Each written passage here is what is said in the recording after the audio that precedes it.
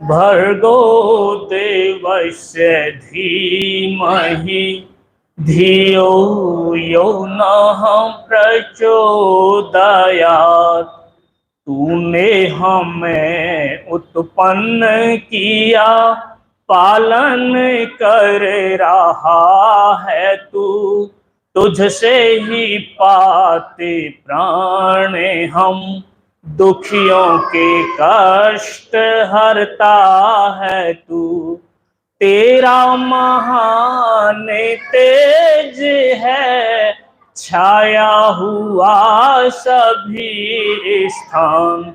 सृष्टि की वस्तु वस्तु में तू हो रहा है विद्यमान।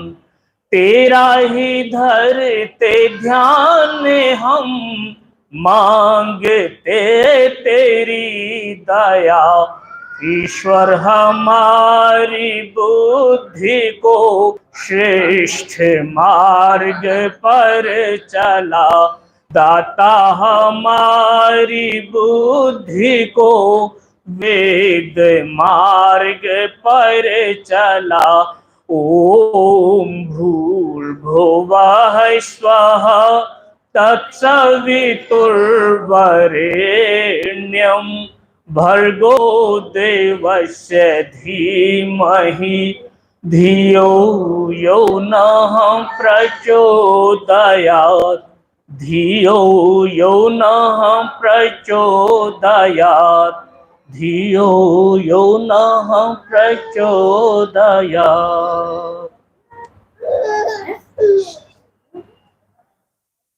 वेदी पर विराजमान आर्य जगत के लब्ध प्रतिष्ठित वेदों के मर्मज्ञ इस यज्ञ के ब्रह्मा पूज्यपाद आचार्य डॉक्टर सुरेश शास्त्री जी, आर्य समाज एटा के सम्मानित पदाधिकारीगण, आदरणीय प्रधान जी, जिनका हम सभी ने आज 72वां जन्म दिवस मनाया और उनके शतायु होने की प्रार्थना परमपिता परमात्मा से की। हम कामना करते हैं, हम आशा करते हैं कि इसी तरह वो अपने नेतृत्व में आर्य समाज को वैदिक धर्म के प्रचार प्रसार को गति प्रदान करते रहेंगे। आदरणीय मंत्री जी, कोषाध्यक्ष महोदय, अन्य सभी सम्मानित पदाधिकारीगण, दूर दराज से हमारे बीच में चल कर के आए हुए समस्त अतिथिगण, धर्म के अभिलाषी भक्त पुरुषों, पवित्र माताओं बहनों, श्रावणी पर्व के उपलक्ष्य में आज ये कार्यक्रम बड़े ही धूमधाम से मनाया जा रहा है।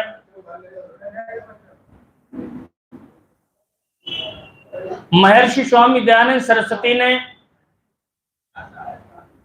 आर्य समाज के तीसरे नियम को रचा और लिखा कि वेद सब सत्य विद्याओं का पुस्तक है। कोई संदेह नहीं इसमें। जब यूरोप जगत गढ़वियों के गीत कहता था वेद को, तब ऋषि दयानंद ने चैलेंज करके बोला था यूरोप जगत को कि वेद सब सत्य विद्याओं का पुस्तक है। वेद का पढ़ना पढ़ाना और सुनना सुनाना सब आर्यों का तम प्रत्यय सुपरलेटिव डिग्री परम धर्म है। इससे बड़ा कोई धर्म नहीं है।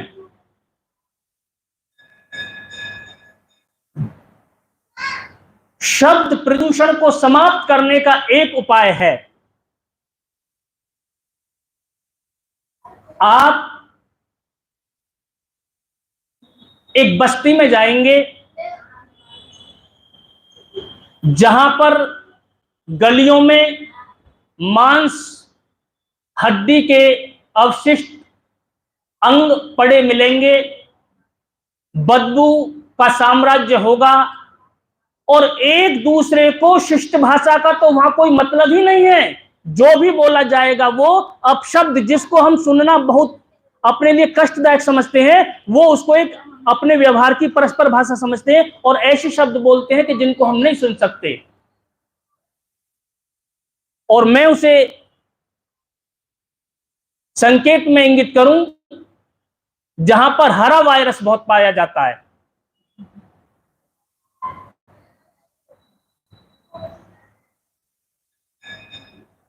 वहां पर एक से एक बढ़िया वाला घटिया शब्द बोला जाता है, भले इंसानों को वहां से निकलना भी मुश्किल हो जाता है। उस शब्द प्रदूषण को नष्ट करने के लिए केवल एक उपाय है, और वो उपाय क्या है?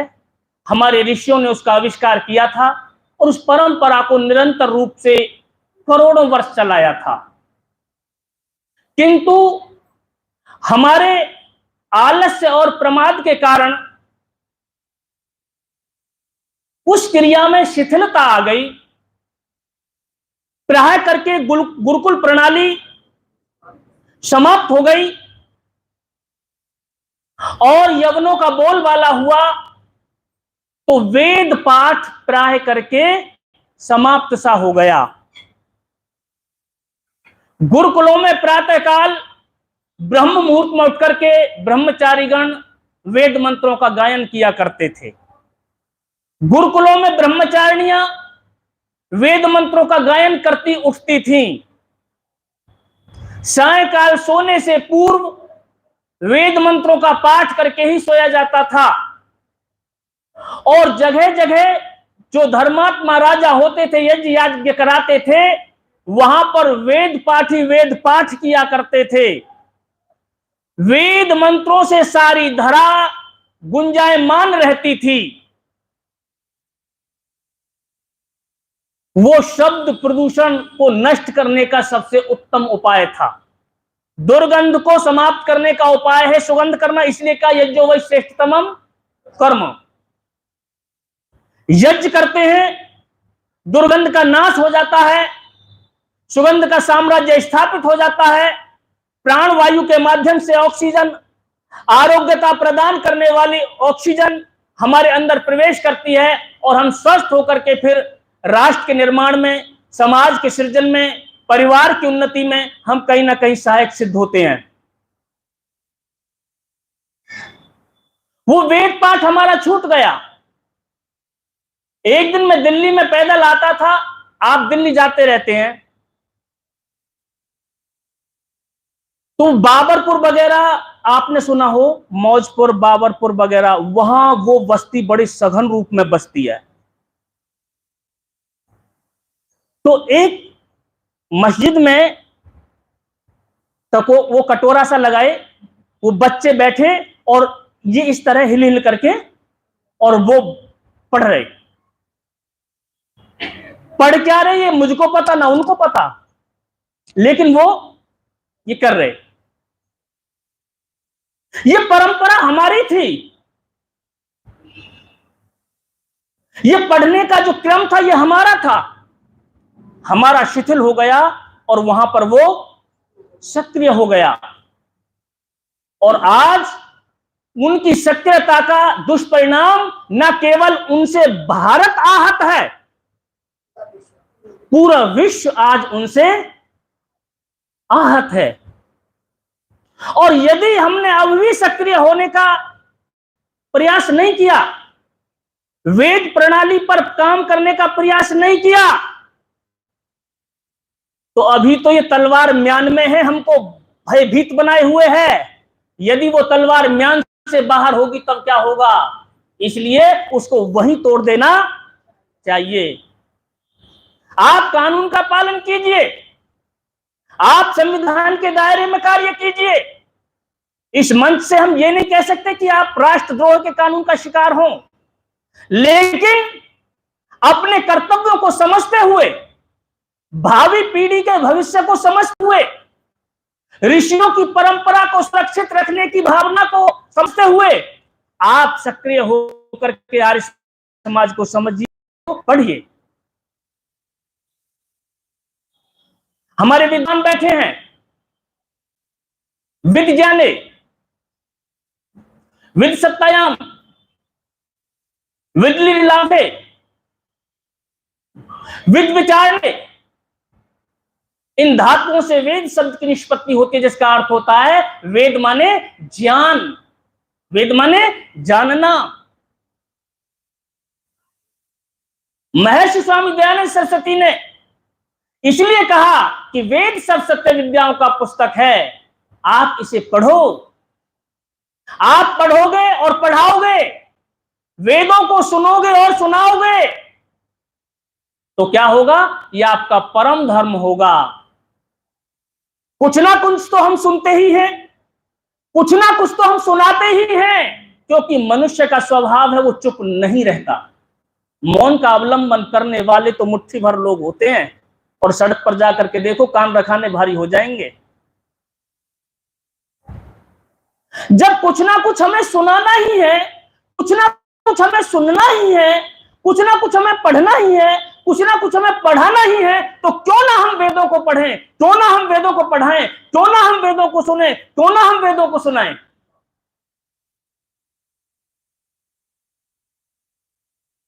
हमारी जीवन शैली द्रुत गति से परिवर्तित हो रही है। मैंने अपने बाल्यकाल में देखा, सोने से पहले दादी अम्मा को बोलते थे, अम्मा एक कहानी सुनाओ। पिताजी को बोलते थे, पिताजी आज तो कहानी सुनाओ। और उस समय ये जो भौड़ी बातें हैं, उस समय तो थी ही नहीं। कोई महाभारत का प्रसंग सुनाया जाता था, या कोई रामायण का प्रसंग सुनाया जाता था, या कोई राजा रानी की कोई ऐसी कहानी सुनाई जाती थी जिसमें इतना होती थी, शिक्षा होती थी। आज जो सुनाया जा रहा है, आज जो सुना जा रहा है, उसमें फूहड़पन के अतिरिक्त और कुछ है ही नहीं। आज आप ट्रेन में बैठिए, आप प्लेन में बैठिए, जिसके कानों में लीड लगी है, बड़ा सा मोबाइल व लैपटॉप इधर रखे बैठा है, और एक भारतीय व्यक्ति स्वतंत्र बैठा है, ना उसके कान में लीड लगी है, ना उसके पास में वो है। तो जिसके कानों में लीड लगी है, जिसके कानों में, जिसके उसमें इंस्ट्रूमेंट में कोई नृत्य करे, उसको फॉरवर्ड माना जाएगा, उसको कोई विकसित उच्च कोटि का व्यक्ति माना जाएगा। और जो व्यक्ति आचरण का पालन करते हुए बिना किसी को कष्ट पहुंचाए शांति से बैठा है, उसको कहेंगे बैकवर्ड है। यानी हो क्या रहा है? तो हमने नहीं पढ़ा, वेदों को हमने नहीं सुना, तो आप कि जो वेदना आज हमारे सामने है, आने वाले समय में ये और भी विकराल रूप धारण करके हमारे सामने होगी।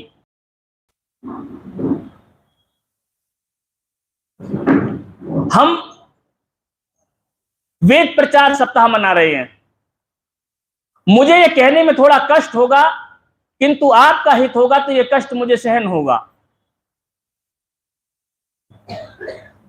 वेद सप्ताह के रूप में हम मनाएंगे तो मुझे लगता है कि अच्छा लगेगा सबको। ये जो परंपरा हम वर्तमान में ले रहे हैं, मैं समझता हूं कि इससे अच्छी परंपरा हमारी वही है कि जो 7 दिन तक कार्यक्रम चलते हैं। आर्य समाज कवि नगर में पहले मेरे कई साल लगातार प्रवचन हुए हैं, अब कई वर्षों से नहीं जा रहा हूं। कवि नगर आर्य समाज के बराबर में एक जैन मंदिर है। मैं इसलिए कह रहा हूं ये बात कि आपके काम आएगी। यद्यपि मुझे अच्छा नहीं लग रहा, लेकिन जो समाज सुधार के लिए है वो कहना चाहिए। मीठा मीठा बोलना ये भी अच्छी बात नहीं होती है। एक दिन कवि नगर आर्य समाज के पुरोहित को साथ लेकर के जैन मंदिर गए। हमने कहा वहां क्यों ले जाते हो, हमारा वहां क्या काम? बोले चलो तो सही। वो बड़ा मित्रवत व्यवहार करेंगे, क्योंकि मैं आता जाता रहता हूं और वो भी लोग जैनी लोग आर्य समाज में आते हैं, पड़ोस में ही बसते हैं, इसलिए कोई भेदभाव नहीं है। जैन मंदिर में गए तो जैन मंदिर में चातुर्मास मनाया जा रहा था। चातुर्मास का मतलब 4 महीने चातुर्मास मनाया जा रहा था। बड़े संख्या में लोग भोजन कर रहे थे। तो मैंने उन पुरोहित जी को बोला, मैंने कि पंडित जी, ये लोग जो भोजन कर रहे हैं, चातुर्मास तो 4 महीने चलेगा, तो ये लोग इसी तरह रोज भोजन करते होंगे? बोले आचार्य जी, ये प्रथम दिवस से लेकर और चौथे मास के अंतिम दिवस तक ऐसे ही भोजन चलेगा यहाँ पर। और गाजियाबाद के जितने भी बस अड्डे हैं, ऑटो स्टैंड हैं, जितने भी चौराहे हैं, जितने भी रास्ते हैं,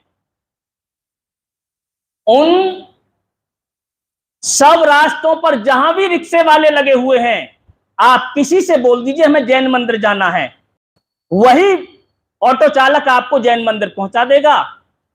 लेकिन किसी ऑटो चालक को आप ये बोले कि आप हमें, ये मैं नहीं बोल रहा हूं, वहां पहुंचा दो, तो कोई कहेगा पता नहीं जी कहां है, ये कहां पर पड़ता है जी। कारण क्या है?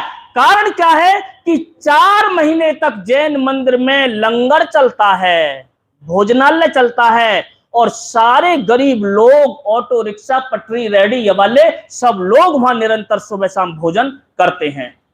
तो हमने पूछा उस जैन मंदिर का जो संचालक था, उनकी कितना खर्चा आता है पर डे का, तो बोला सुबह से शाम तक जो भोजन व्यवस्था चलती है 1,20,000 रुपए प्रतिदिन का खर्च होता है। ये बात है आज से लगभग 7-8 साल पहले। अब तो महंगाई और बढ़ गई है। 1,20,000 रुपए प्रतिदिन का खाता है। तो ये कितने दिन तक कार्यक्रम चलता है? तो 4 महीने चलता है। 4 महीने 3 चौक 12, 120 दिन। 120 दिन माने 1,20,00,000 रुपए हो गए, और वो प्रति वर्ष चातुर्मास मनाते हैं। तो इसलिए हम थोड़ा ये जरूर विचार करेंगे। देखो परिस्थितियां हैं हमारे सामने, हम नहीं समझते इस बात को। जो परिस्थिति आपके सामने है वो परिस्थिति मेरे भी सामने है, और मेरे सामने नहीं, तीसरा जो व्यक्ति आएगा वो परिस्थिति उसके सामने भी होगी। लेकिन इन परिस्थितियों से होकर के ही तो हमें गुजरना है। पवित्र आत्माओं, हम वेद पर विचार कर रहे हैं। वेद को पढ़ना क्यों आवश्यक है?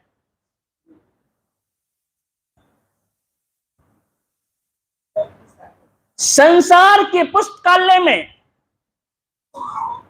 सबसे पुरानी पुस्तक का नाम है ऋग्वेद। ऋग्वेद ऋग्वेद का ज्ञान जो प्रकट हुआ सृष्टि के आदि में, जैसा कि हमारे ऋषियों ने हमको दिया है निकाल करके, सृष्टि के आदि में परम गुरु परमात्मा से पूर्व शाम कालीनान वच्छेदात, वो परमात्मा का भी गुरु है। उसका कोई गुरु, मेरे गुरु स्वामी धर्मेश्वरानंद, स्वामी धर्मेश्वरानंद के गुरु स्वामी मुनेश्वरानंद, स्वामी मुनेश्वरानंद के गुरु स्वामी स्वतंत्रानंद, स्वामी स्वतंत्रानंद के गुरु महर्षि स्वामी दयानंद सरस्वती, महर्षि स्वामी दयानंद सरस्वती के गुरु स्वामी विरजानंद जी, स्वामी विरजानंद जी के गुरु स्वामी ओमानंद जी। यानी एक से एक हमारी श्रृंखला बनी हुई है, और हम सबके कोई ना कोई गुरु होते ही हैं। लेकिन सब गुरुओं का जो गुरु है वो परमपिता, और उस परमपिता परमात्मा जो सबका गुरु है उसका गुरु कोई नहीं है।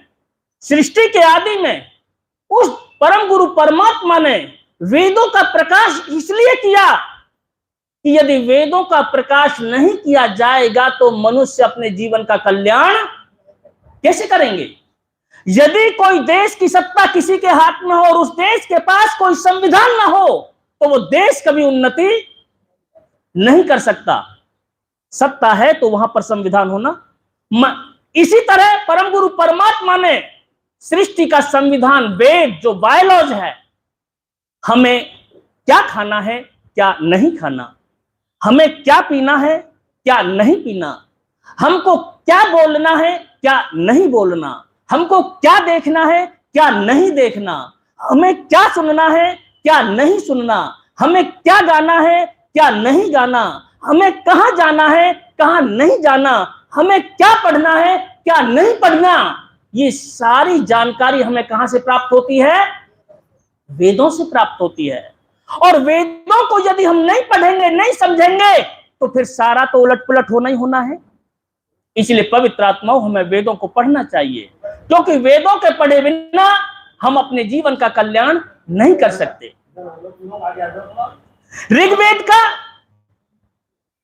जो ऋषि है, सृष्टि के आदि में, अमैथुनी सृष्टि में युवावस्था में बहुत से स्त्री पुरुष पैदा हुए और उन मनुष्यों में जो अति पवित्र आत्माएं थी चार, जिनके नाम थे अग्नि, वायु, आदित्य और अंगिरा।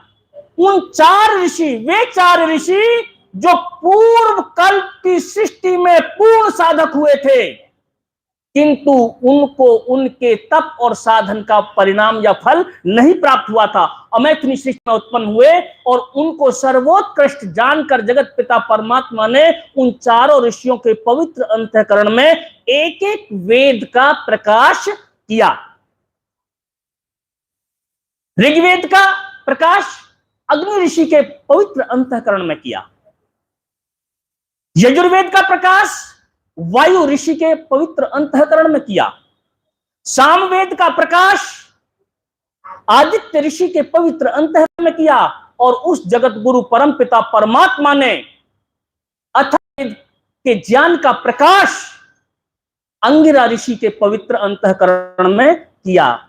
और उन चारों ऋषियों से सर्वप्रथम शिष्य रूप धारण करके जिस ऋषि ने चारों वेदों को चारों ऋषियों से पढ़ा, वो शिष्य था इस सृष्टि का जो सर्वप्रथम ऋषि हुआ, जिसका नाम था ब्रह्मा। ब्रह्मा अलग है और ब्रह्म अलग है। ब्रह्मा अलग है और ब्रह्म अलग है। ब्रह्मा ब्रह्म नहीं हो सकता और ब्रह्म ब्रह्म नहीं हो सकता। इस सृष्टि का वो प्रथम ऋषि ब्रह्मा, जिसने चारों ऋषियों से एक एक वेद को पढ़ा, और जिन चारों ऋषियों ने एक एक वेद को क्रम से जिस प्रथम ऋषि को पढ़ाया, उसका नाम ब्रह्मा। ऋग्वेद का ज्ञान अग्नि ऋषि के अंतःकरण में प्रकट किया।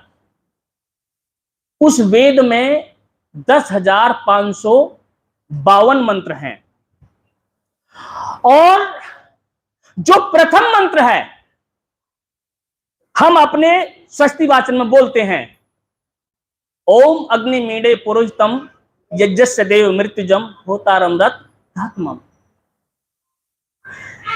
ये संयोग नहीं है, ये बड़ा वैज्ञानिक आधार से हमारे ऋषियों ने, वैयाकरणों ने इसको सुरक्षित अगली पीढ़ियों के लिए दिया है। परमात्मा का निज और मुख्य नाम ओम।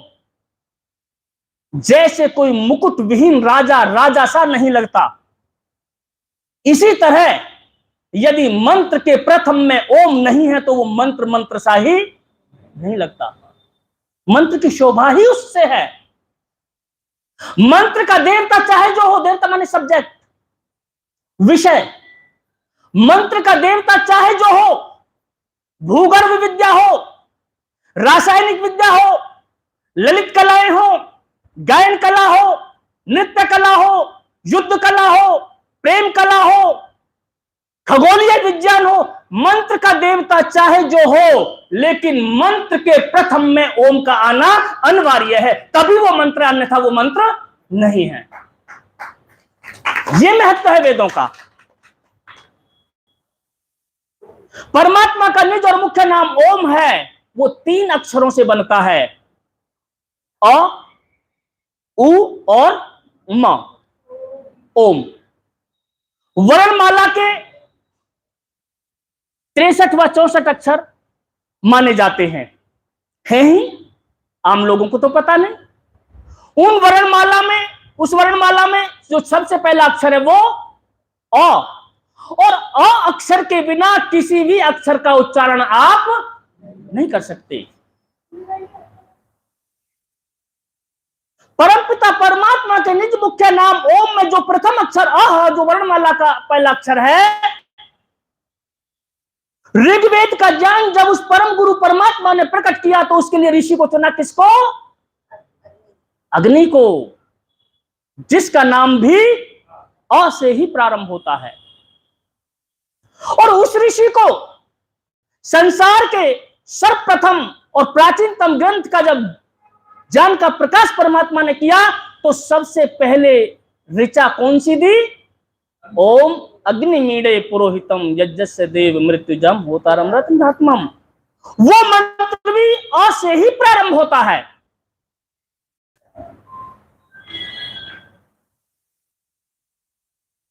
आप जीवन को सफल बनाना चाहते हैं तो यह पहले से ही प्रारंभ कीजिए। अग्निमीडे, मैं उस अग्नि स्वरूप परमात्मा की स्तुति इडे माने करता हूं। मैं उस परमात्मा की स्तुति, किसकी? अग्नि स्वरूप परमात्मा की स्तुति करता हूं। ओम अग्निमीडे पुरोहितम, यानी आप यज्ञ कीजिए। और यज्ञ किससे किया जाता है? अग्नि के माध्यम से। अग्निर्वै देवता नाम मुखम, अग्नि से ही तो यज्ञ करते हैं हम। आप अपने जीवन को सफल बनाना चाहते हैं तो यज्ञ कीजिए। यज्ञ का विधान परम पिता परमात्मा ने सबसे पहले मंत्र में ही आदेश के रूप में रख दिया कि आप यज्ञ कीजिए। अभी हम ये कह रहे थे, आदि संविधान निर्माता मनु महर्षि को कहते हैं हम, जिन्होंने धर्मशास्त्र रूप में मनुस्मृति दी। जो ब्राह्मण वेदों को छोड़ करके अन्य ग्रंथों को पढ़ा करता है, वह अपने बंधु बांधवों सहित शूद्रता को प्राप्त हो जाता है। इसलिए हम वेदों को पढ़ें, क्योंकि वेदों को पढ़ के ही हम द्विज बन सकते हैं। वेदों को पढ़ करके ही हम क्षत्रिय व ब्राह्मण बन सकते हैं। वेदों को पढ़े बिना हम ब्राह्मण नहीं बन सकते। आपको एक बात और कहना चाहेंगे वेदों के संदर्भ में। वेद की परंपरा सृष्टि के आदि से जहां जहां रही और जब तक रही, तब तक वहां वहां और उस समुदाय का उत्कर्ष होता रहा। और जहां जहां वेदों के प्रति उदासीनता हुई, वेदों की अवहेलना हुई, वहीं पर उनका जो सूर्य था वो अस्त हो गया। इसको आप इतिहास के पन्नों में देख लीजिए। केवल इतना कहना बहुत है। वेद मंत्र के संदर्भ में मैं एक दो बातें कहना चाहता हूं। यजुर्वेद हमारा रखा है हमारे सामने, आज नित्य प्रति इसके एक मंत्र पर विचार किया जाता है। बहुत सुंदर मंत्र है। हम समाज को सुखी बनाना चाहते हैं, हम राष्ट्र को सुखी बनाना चाहते हैं, संगठित रखना चाहते हैं। हम संगठन सूक्त के 4 मंत्र भी बोलते हैं। उसके लिए इस मंत्र में बहुत सुंदर व्यवस्था दी गई है। बहुत संक्षिप्त से मैं जल्दी जल्दी बोलना चाहता हूं। सभी श्रेष्ठ आत्माएं थे सृष्टि के आदि में, किंतु सृष्टि के संचालन के लिए, समाज के सुव्यवस्थित संचालन के लिए एक व्यवस्था होनी चाहिए। और व्यवस्था कहां से लाई जाए? तो वेदों को पढ़ा ऋषियों ने, और ऋषियों ने सूत्र पाया कि समाज के सुचारू रूप से चलाने की जो व्यवस्था है वो वेदों में है। और वो क्या है? जिसे हम वर्ण आश्रम के नाम से जानते हैं। यातायात के नियमों का पालन करेंगे, आप दुर्घटना से बचे रहेंगे। यातायात के नियमों को तोड़ करके चलेंगे तो आप दुर्घटना के शिकार।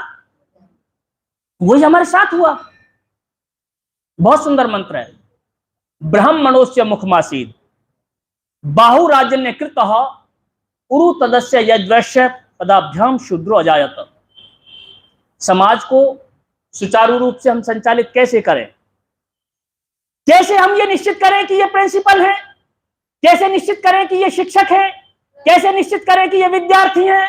कैसे निश्चित करें कि ये परिचारक हैं, चतुर्थ श्रेणी के कर्मचारी हैं?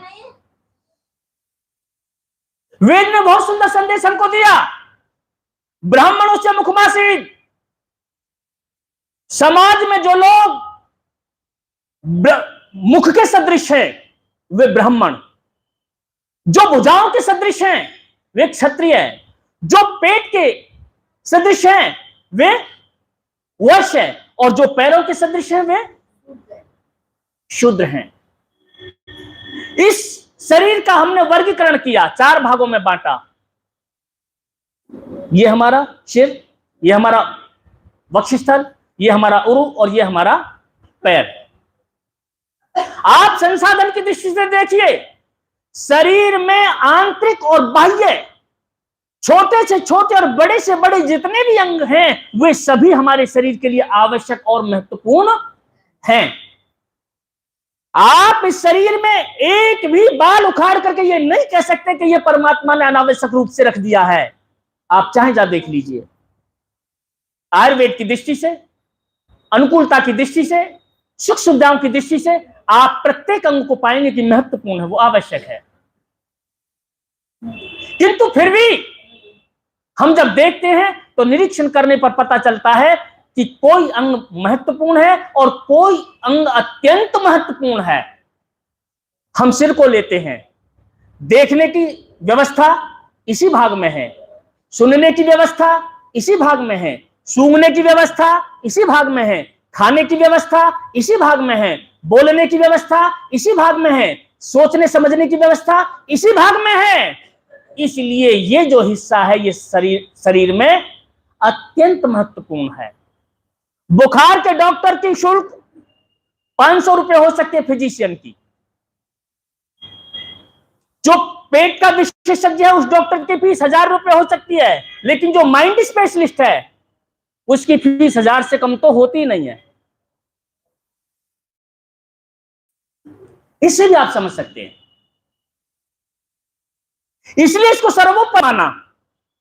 हमारा दूसरा भाग ये आता है बाहुराजनिकृत भुजा।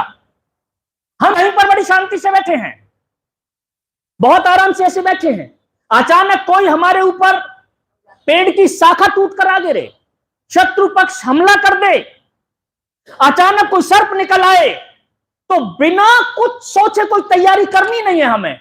अभी रूस यूक्रेन युद्ध चल रहा है, बड़ी बड़ी तैयारियों के बाद युद्ध हुआ। किसी को तो लग रहा था कि 3-4 दिन में ही देश को जीतकर वापस हो जाएंगे, लग रहा था। 5 महीने से अधिक युद्ध चलते हो गए। परिणाम चाहे जो हो, लेकिन जो हो रहा है वो विश्व के लिए अच्छा नहीं हो रहा। ये विश्व इतिहास में जब कभी ये चैप्टर लिखा जाएगा, चाहे 100 वर्ष के बाद में हमारी पीढ़ी पढ़ेगी, इस युद्ध को उचित नहीं कहा जाएगा। लेकिन जब कोई सर्प शत्रु हम पर हमला कर देता है तो सोचने की आवश्यकता नहीं होती कि हमें क्या करना है। प्रतिकार के लिए, बचाव के लिए हमारी भुजाएं एक संग से सक्रिय हो जाती हैं।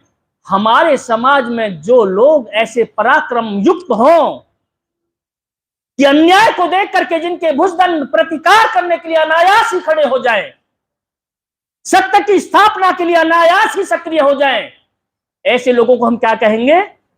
क्षत्रिय, उरुतदस्य। पेट में हम भोजन करते हैं, पेट के अंग उसको पचाते हैं। कब पचाते हैं? हम सो जाते हैं, लेकिन हमारा सिस्टम वो रुकता, पाचन होता। रात्रि को हम भोजन खा के सोते हैं, हमें पता भी नहीं होता, लेकिन पाचन तंत्र पूरा कार्य और पचा करके रस, रक्त, अस्थि, मेद, मज्जा आदि जो सप्त धातु हैं वीर्य तक की, उन सब धातुओं का निर्माण करके और सिर को भी पहुंचाता है और पैरों को भी, पूरा शरीर पुष्ट हो। वहां ये भेदभाव नहीं होता कि सिर को पहुंचाऊं, पैरों को नहीं पहुंचाऊं, या फिर अपने ही पास रख लूं सबको।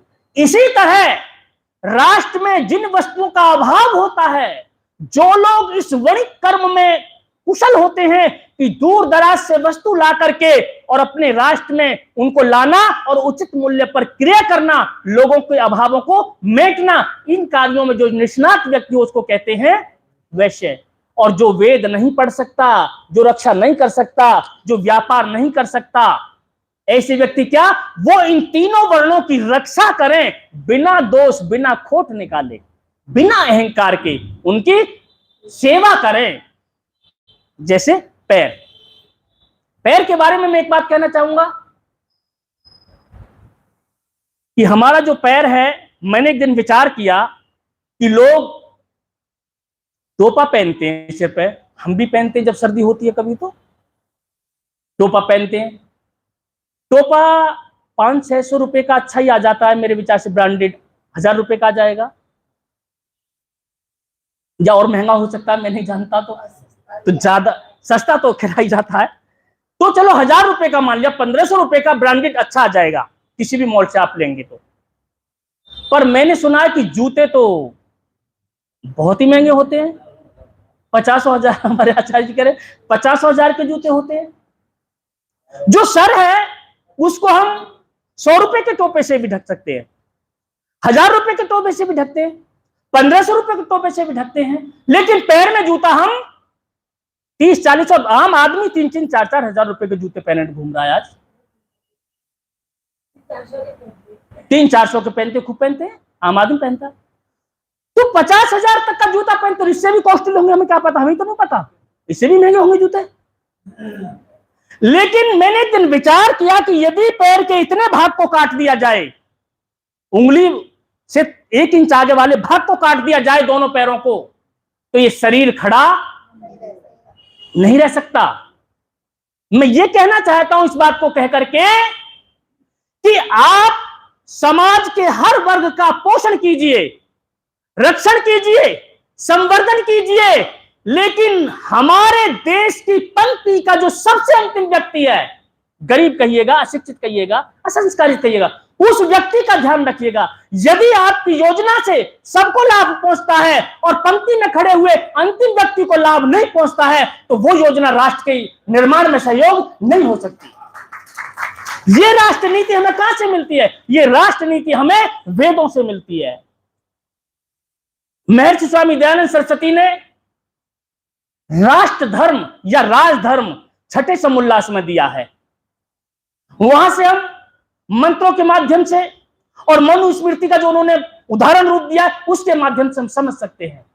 और ध्यान देंगे, सन्यासी भी ब्रह्म मुहूर्त में उठेगा ही, जब वो सन्यासी है। तो हमारे वानप्रस्थी जी, देवमुनि जी हैं, ब्रह्म मुहूर्त का महत्व समझते, उठेंगे ही। लेकिन महर्षि स्वामी दयानंद सरस्वती ने राजधर्म की व्याख्या करते हुए स्पष्ट रूप में छठे समुल्लास में लिखा है कि राजा ब्रह्म मुहूर्त में उठे और क्या करे? शौच आदि नित्य क्रिया से निवृत्त होकर के व्यायाम करे।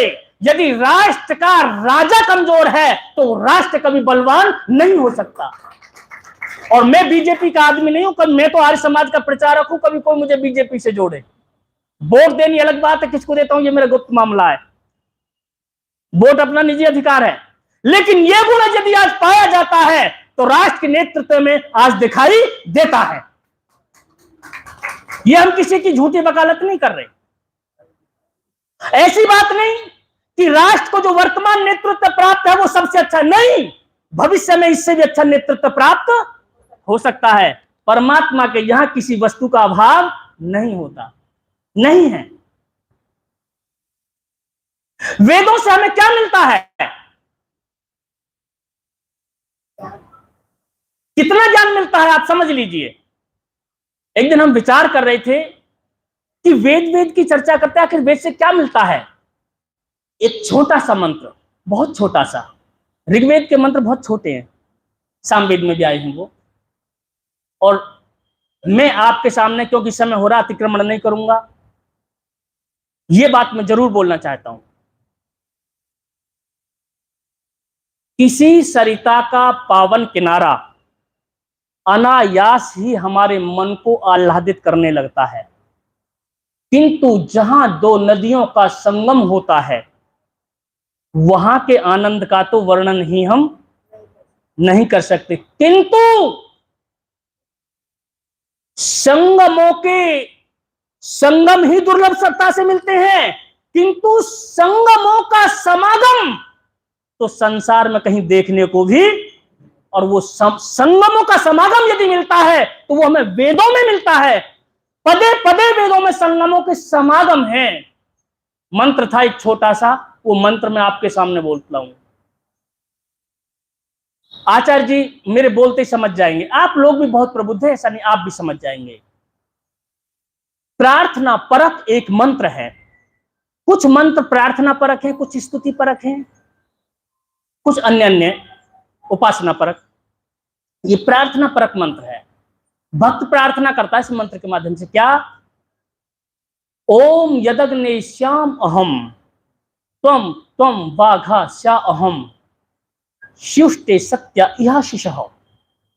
छोटा सा मंत्र है, इसका शब्दार्थ करेंगे।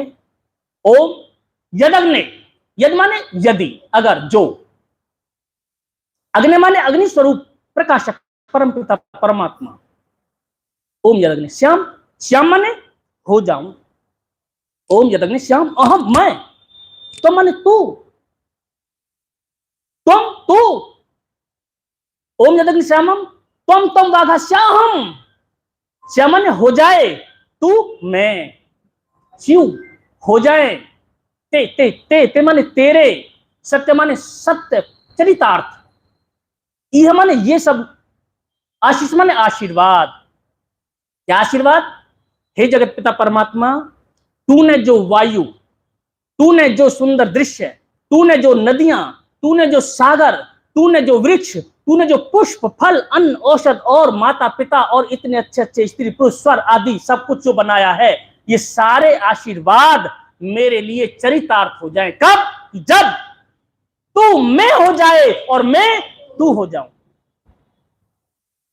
तू ना रहे और मैं ना रहूं, मेरी सत्ता तो मैं मिट जाए और तेरी सत्ता तू मिट जाए, और हम दोनों यदि एक हो जाएं तो तेरे सारे आशीर्वाद, तेरा सारा बनाया हुआ संसार मेरे लिए सुखदायी हो जाए।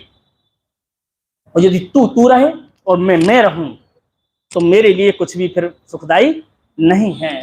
कैसे? जैसे कि हल्दी हमारी रसोई में प्रयोग की जाती है, एंटीबायोटिक जो है एक औषधि है बहुत अच्छी।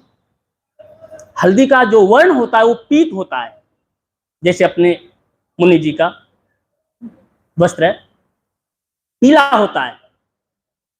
और चूना जो होता है, चूना एक औषधि है लेकिन लोग व्यसन के रूप में पान में खाते हैं उसको।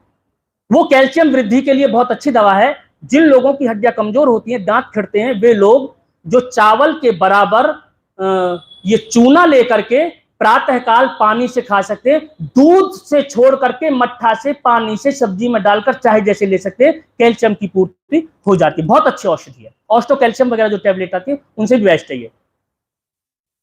चूना का रंग सफेद होता है और हल्दी का जो वर्ण है वो पीला होता है।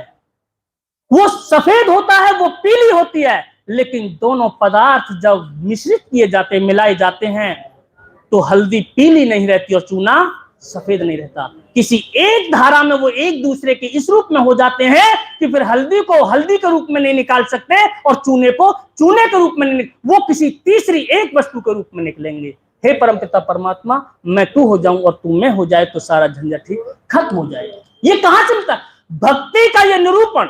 मैं एक मतलब जो, क्योंकि आप व्हाट्सएप का जमाना और इसका मोबाइल का जमाना है, भक्ति का यह निरूपण संसार के किसी ग्रंथ में नहीं मिल सकता। यदि ये मिलेगा तो केवल ऋग्वेद में मिलेगा, और यदि कहीं मिलेगा तो वेद से चुरा करके किसी ने रखा होगा। वेद की धरोहर है, वो वेद की संपत्ति है, वेद से हमें ये मिलता है। इसलिए स्वामी दयानंद सरस्वती ने कुछ हवा से पकड़ के ये नहीं बोल दिया कि वेद सब सत्य विद्याओं का पुस्तक है, वेद का पढ़ना पढ़ाना सुनना सुनाना सबका परम धर्म। ऐसे नहीं बोल दिया, बड़े साइंटिफिक आधार से, वैज्ञानिक आधार से उन्होंने इसको पढ़ा और वेद की हर ऋचा को पढ़ा। और कैसे पढ़ा? आचार्य 2 मिनट और लेता हूं। स्वामी दयानंद सरस्वती वेद भाष्य करते थे। यह हमारा दुर्भाग्य है, हमारा दुर्भाग्य, हमारे पूर्व जन्म के कर्म कोई अच्छे नहीं रहे थे, और काश अच्छे रहे होते तो हो सकता है स्वामी दयानंद सरस्वती को हम देखते अपने जीवन में। जिन लोगों ने देखा वे हमसे सौभाग्यशाली थे। आज हम उनके बताए रास्ते पर चल रहे हैं, आज हम उनके पावन संदेशों को समझने का प्रयास कर रहे हैं। ये एक अच्छी बात है, ये भी सौभाग्य की बात है। लेकिन जिन लोगों ने ऋषि दयानंद सरस्वती के साक्षात दर्शन किए थे, वे हमसे भी कोई अच्छे पुण्य कर्मा रहे थे, हमको वो सौभाग्य नहीं मिला। स्वामी दयानंद सरस्वती वेदों का भाष्य करते थे, और वेदों का भाष्य क्या होता है? वेद की भाषा को मात्र व्याकरण के आधार पर नहीं जाना जा सकता। वेदों को समझने के लिए व्याकरण का अध्ययन अत्यंत आवश्यक है, लेकिन व्याकरण के आधार पर वेदों के रहस्यों को नहीं समझा जा सकता। मैं एक बात और बोलूं, किन्हीं लोगों का नाम अधिक होता है और काम कम होता है, किन्हीं लोगों का काम अधिक होता है और नाम कम होता है। ये एक अन्याय है। जिसका जितना काम उसका उतना नाम होना चाहिए, या जिसका जितना नाम तो फिर उसका काम भी उतना होना चाहिए। स्वामी दयानंद सरस्वती जब वेदों का भाष्य करते थे तो यजुर्वेद का भाष्य चल रहा था। स्वामी दयानंद सरस्वती ने क्रम से वेदों को भाष्य करने का बीड़ा उठाया था।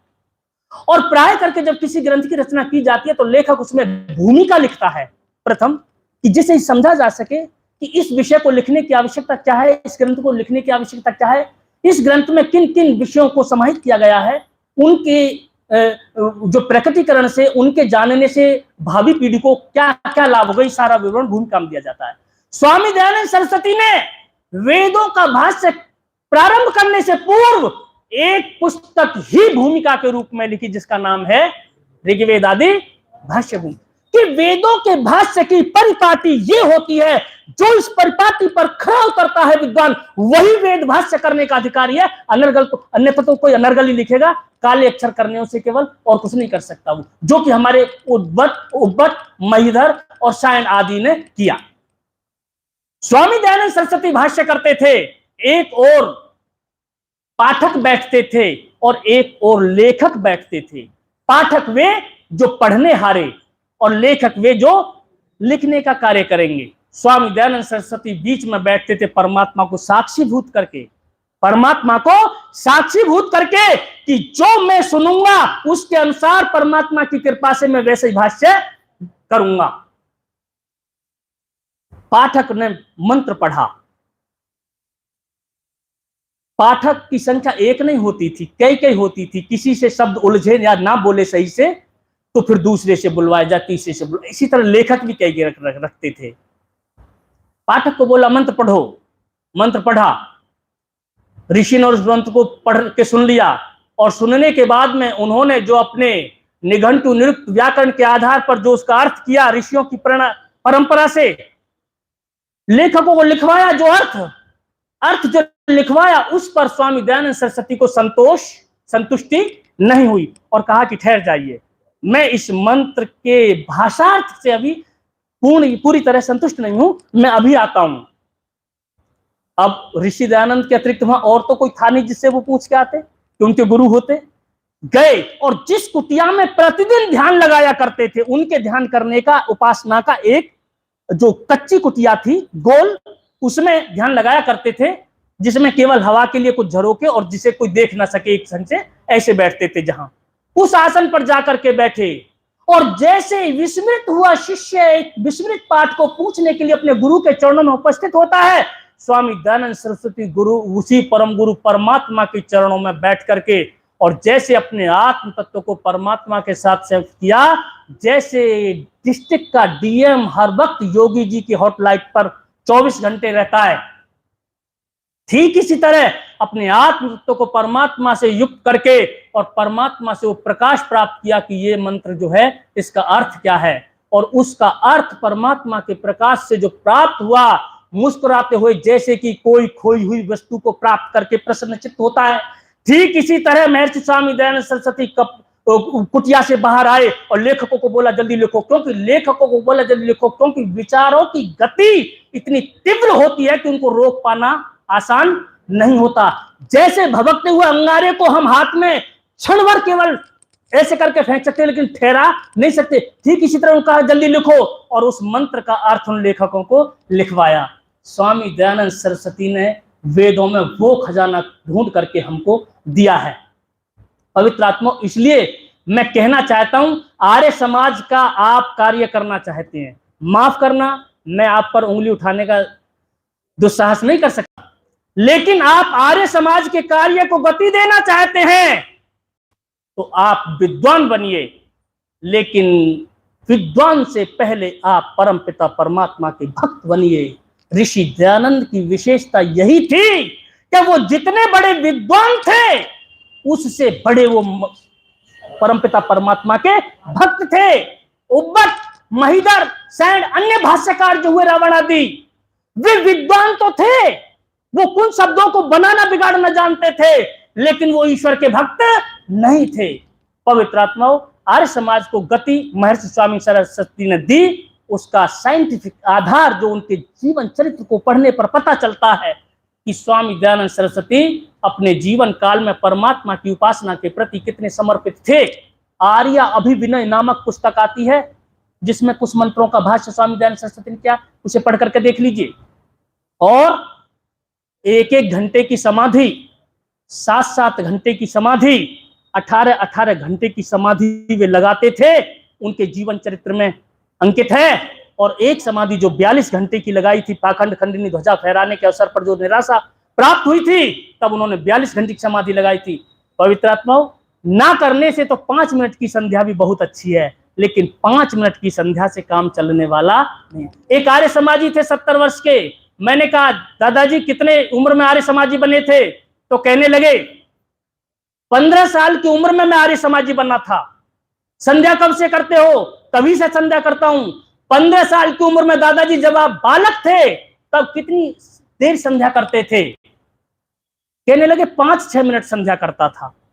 जो हमारे 19 मंत्र है, उनका पाठ 5-6 मिनट में हो जाता है, करता था।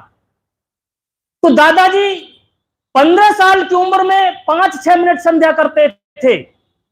आज जब आप 70 साल के हो गए हैं, आज कितने मिनट संध्या करते हो? तो कहने लगे, आज भी 5-6 मिनट की संध्या करता हूं। समझ रहे हैं मेरी बात को? कैसे काम चलेगा? 70 वर्ष की संध्या, 70 वर्ष की उम्र हो गई तो संध्या में कुछ तो वृद्धि होनी चाहिए थी। हमारी कितनी उम्र बढ़ी और हमारी संध्या वो 15 साल वाली ही रही। 15 साल की उम्र में जितना खाना खाते थे, क्या 40 साल की उम्र में उतना ही खाते थे? कितना ज्यादा खाते थे सबको नहीं पता।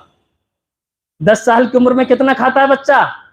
20 साल की उम्र में, 40 साल की उम्र में। 70 साल का मतलब है कि आप हर साल 1 मिनट बढ़ाते तो आज 76 मिनट संध्या करते। और महर्षि स्वामी सदानंद सरस्वती ने क्या गलत लिख दिया? कहते हैं, जो मनुष्य परमपिता परमात्मा की प्राप्ति करना चाहता है, जो मनुष्य अपने जीवन का यथेष्ट कल्याण करना चाहता है, मोक्ष प्राप्त करना चाहता है, वो न्यून से न्यून 1 घंटा प्रातः काल और 1 घंटा सायकाल परमात्मा की उपासना अवश्य करे। माफ करना, मैंने हो सकता है कुछ बातें आपको ऐसी की हो कि जो अच्छी लगी हो, और कुछ बातें ऐसी की हो जो अच्छी न लगी हो, लेकिन सब आपके हित के लिए थी। मुझे एटार समाज में आकर के बड़ी अच्छी अनुभूति हो रही है। शाम को आया, शास्त्री जी से बहुत सारे विचार के जीवन का इतिहास, आर्य समाज का इतिहास मुझे उस समय का मिला जब यहाँ पर झाड़ झंकाड़ और गहरा गड्ढा और पानी वगैरह जब सब होता था। कितनी दुर्दशाओं में से निकाल करके आपने पुरुषार्थ के बल पर इस आर्य समाज को ये जो भव्य रूप दिया है, आपके लिए और आपके पूर्वजों के लिए, इस सब के लिए धन्यवाद। और इस अवसर पर मैं 2 दिवंगत विभूति ऐसी कि जिन दोनों को ही मैंने देखा था, महात्मा रामस्वरूप आर्य जी हमारे बीच से चले गए। उनकी रिकॉर्डिंग मैंने 10-15 मिनट की कर रखी। कभी फोन हुआ था तो एक बार मेरे मन में आया तो वो कुछ बड़ा प्रसन्नचित्त होकर बोल रहे थे तो मैंने रिकॉर्डिंग कर ली, वो मैं कभी कभी सुन लेता हूं अब। और एक अपने जो कल परसों रात्रि को दिवंगत हुए आचार्य देवराज शास्त्री, उनको भी मैंने कभी, मैं 2006-7 में यहाँ एक गृह प्रवेश था और हमारे गुरुकुल में वो ब्रह्मचारी पढ़ा था ततारपुर में, तो उसका सगाई समारोह जो होती है उसे करने के लिए मैं आया था 2006-7 में। तो तब मैं देवराज आचार्य जी को भी पहली बार देखा था, गुरुकुल घुमाने ले गए थे, वे भी हमारे बीच से चले गए। आर्य समाज के नए पौधे तैयार कम होते हैं और बड़े विशाल दरख्त चले जा रहे हैं, तो ये हमारे लिए बड़ा चिंता का और दुख का विषय है। पवित्र आत्माओं, आप अपने को तैयार कीजिए और कोशिश कीजिए कि हम राम स्वरूप जी के रिक्त स्थान को पूरा करने की कोशिश करें, अपने आचार्य देवराज जी के रिक्त हुए स्थान को हम पूरा करने की कोशिश करें। आप सभी का बहुत बहुत धन्यवाद।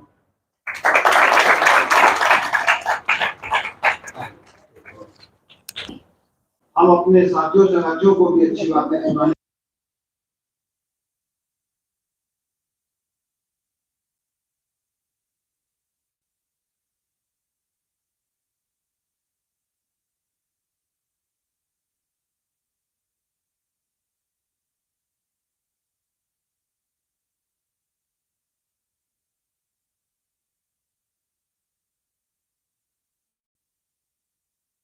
वर्ष के हो गए, हम चाहते हैं वे शतायु बने और निश्चित रूप से वे ईश्वर अग्रसर हैं, अपने स्वास्थ्य के प्रति, स्वाध्याय के प्रति निरंतर संलग्न है, आगे बढ़ रहे हैं, आगे बढ़ते रहे, ऐसी परमात्मा से कामना करते हैं। हमारे आचार्य जी ने बहुत सुंदर प्रवचन देकर के हम सबको प्रकाश किया है, उनका मैं बहुत बहुत आभार व्यक्त करता हूँ। बंधुओं, अभी आचार्य जी ने जो बात आपको बताई, हमारे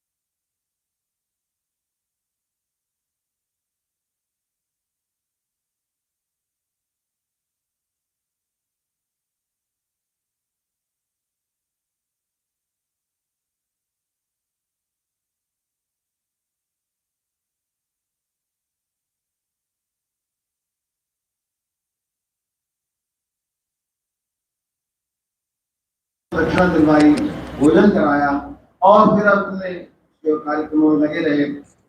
शाम के समय में जब भोजन उनके पास आया,